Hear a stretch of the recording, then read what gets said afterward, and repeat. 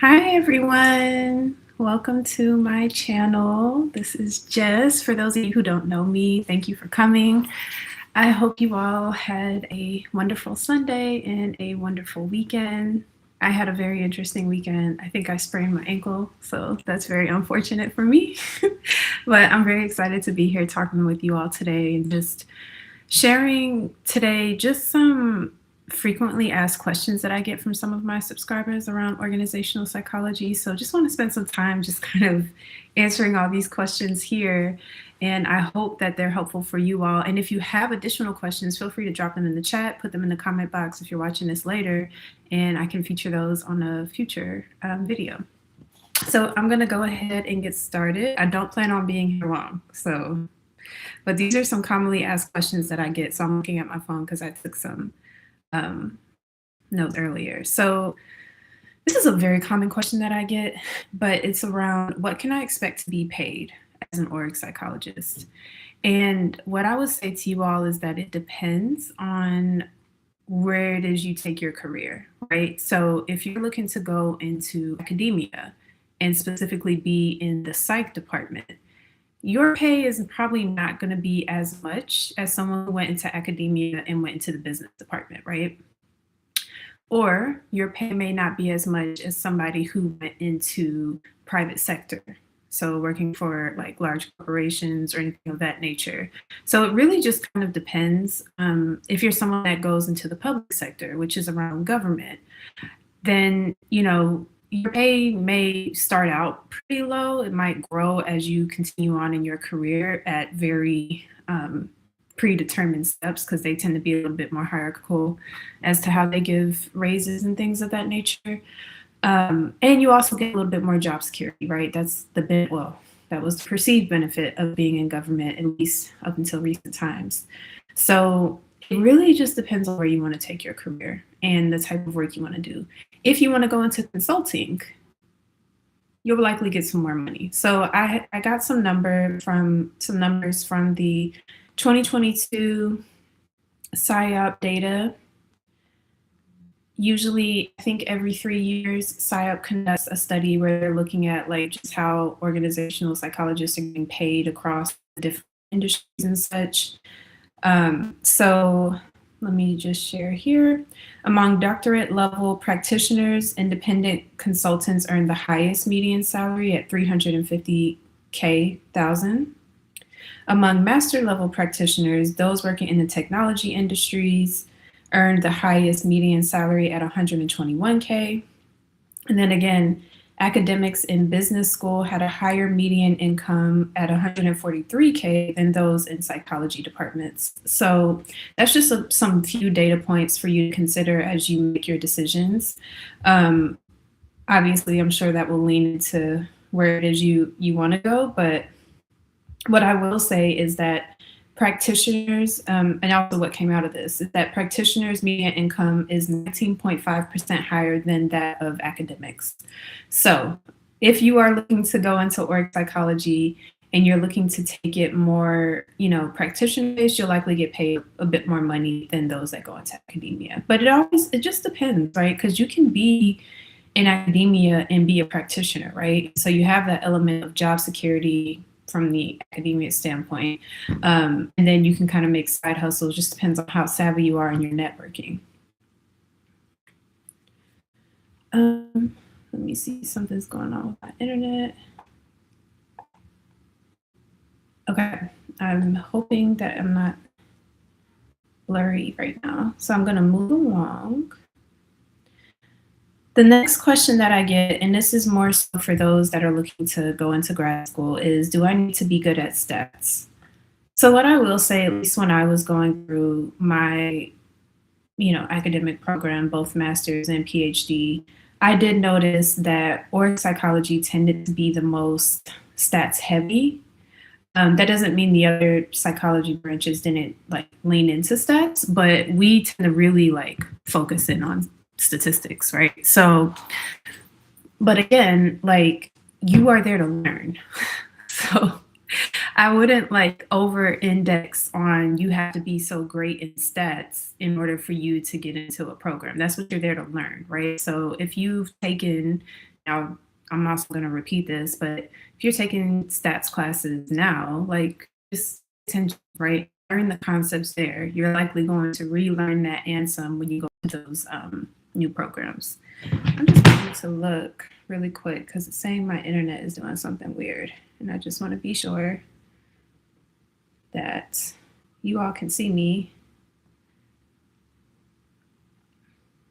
Okay. All right.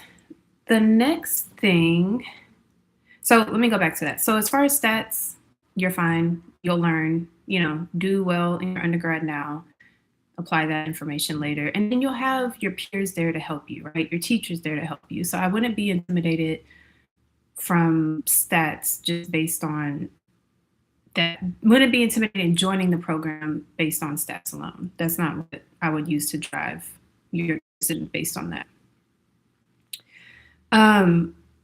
IO degree versus business. So I would say this one depends, right? These are different degrees. You're going to get different teachings and different perspectives, right? So when I think about a business degree, you're likely probably going to get more visibility into finance. You're probably going to get some visibility into like supply chain, things of that nature, things that we don't necessarily get as much visibility into, in fact, at all, as, org psychologists. And so you'll probably get some org insights. Don't get me wrong. They're definitely going to teach you some of that. But as far as, just general, like you just get a more well-rounded, I would say, business aspect in that, getting that type of degree from graduate level. I think it kind of just, again, all depends on where it is you're looking to go with your career, right? Because even in the business department too, they will likely have, because a lot of them, are, especially when you're going through a master's business course, you're likely, you're going to be going applied more than likely, right? And so if that's the case, access to internships, and again, I've already, that might be more, you might have better connections going through a business program. Access to funding, business schools tend to get funded better than, psychology departments. So that's the other thing to consider, right? If those two things are important to you. So it really just depends. Again, business is going to be more business oriented. You'll have some probably org psych concepts in there. They just won't be as heavy as it is if you go through a org program, right? So that's what I would say. It just depends on what it is you're looking to do.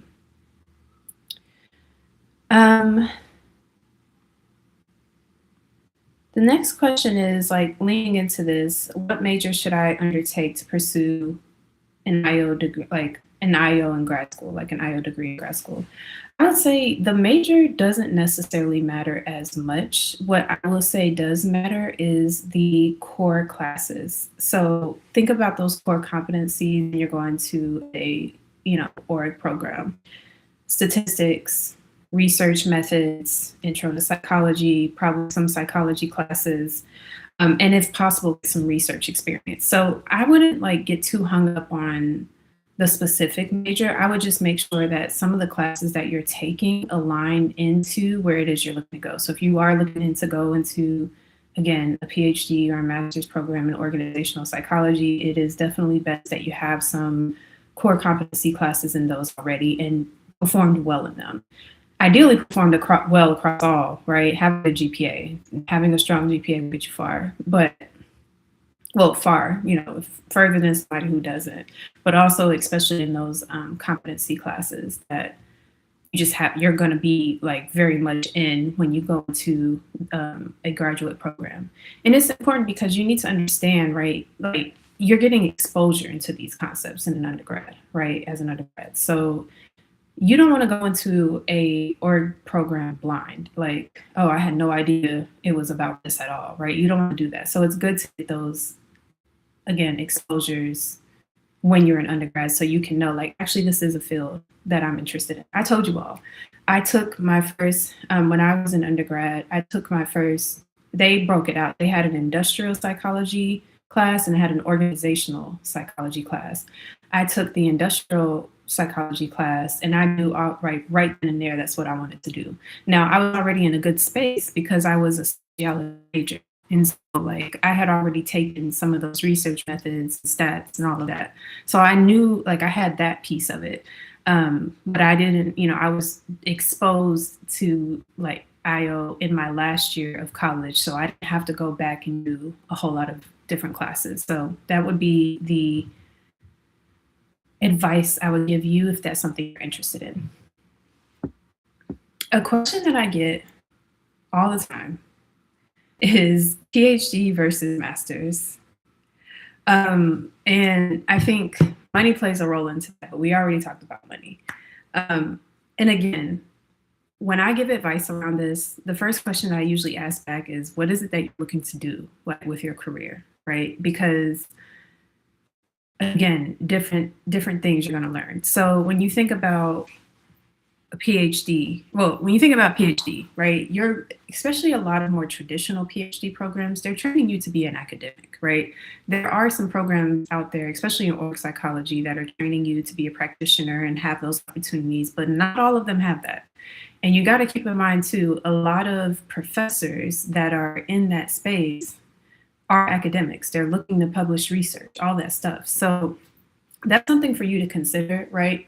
If you are looking to go into a PhD program and you want to be a practitioner, then you might want to choose a advisor who has that experience, both being practitioner, like they might be, again, full-time job doing academia across different fields and industries. And so that's kind of how my, like when I was in grad school, that's how it was set for me, because when I first came on, I was a little back and forth, and then like came on, I was like, I knew right then, I was like, research is probably not like going academic. I'm not for me. I'm not going to enjoy it, but I will enjoy being more in that practitioner side. And so I was lucky because my advisor has that practitioner experience, and he was able to kind of build connections for me. I was able to meet mentors and all of that, and it led into different opportunities for me. So if that's something, again, something you got to give some thought to. If you know deep down that you want to practice, maybe consider the master's route. Unless if you are very strong in the sense of, I want to be a practitioner now, but in the future, I would like to teach at the collegiate level. Then, okay, go the PhD route, but you have to be very selective on the advisor you want. So that's another determining factor, right? If you do want to teach at one point, especially at the collegiate level, you gotta have a PhD for that. It's really tough it's even tough for PhD to, if you think about an adjunct professor role, it's tough for PhDs to get those roles right now. Like it's hard. And so if you're coming in with a master's, you're kind of gonna have to get lucky with something like that. So I would suggest if you're someone that's, you want to lean practitioner, you're not sure if you ever want to do research, I would lean into the master's place first, right? You can always go back to school later, but if you know, like, hey, I'm trying to get out here and get in the field, all of that, lean into the master's, go the master's route. That would be my advice for you.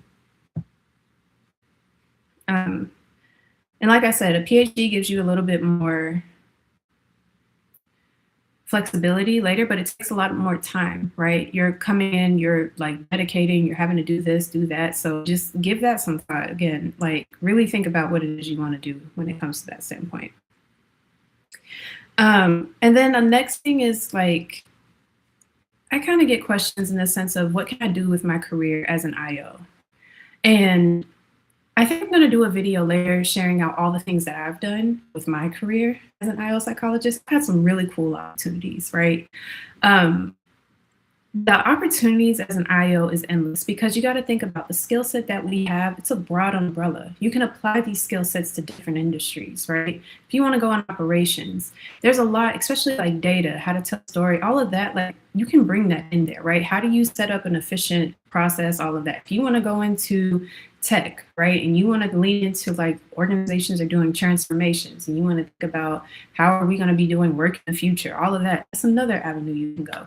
I know some people who have gone into consumer, right? Like the consumer psychology route where they work for a company, but they sit in like customer analytics or something like that.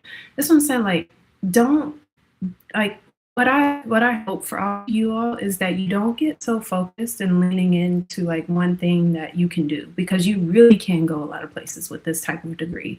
It's just a matter of, again, how you position yourself and how you set yourself up for different opportunities. So just keep a abundance mindset when it comes to this degree and the things that you can do with it, because you really can do a lot, and I want you to do a lot because there's a lot out there, right? There's a lot of help people need across different, different angles, and you can go into different industries. You can go into law, right? You can go into government, you can go into, again, consulting, whatever. Like, you can go a lot of places with it.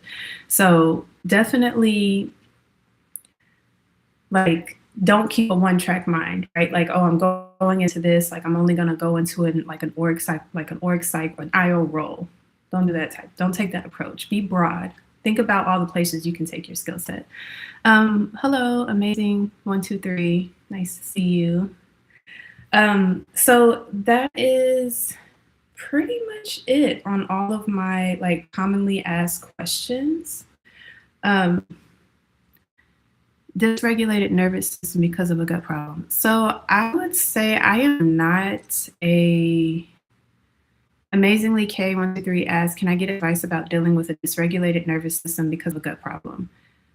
I am not a physician, so I would suggest you talk to a physician. I'm also like not that like a clinical psychologist, so I would also suggest talk to a physician first, because if you're having like those type of issues, they're interconnected. So I think you need to talk to someone who has experience in that. I'm sorry, I can't help you with that one. But yeah, thank you all for tuning in. Like I said, if you have any other questions, any other thoughts, like please drop them. You can reach out to me anytime. I'm happy to feature your questions in a future video. I'm happy to chat with you about anything that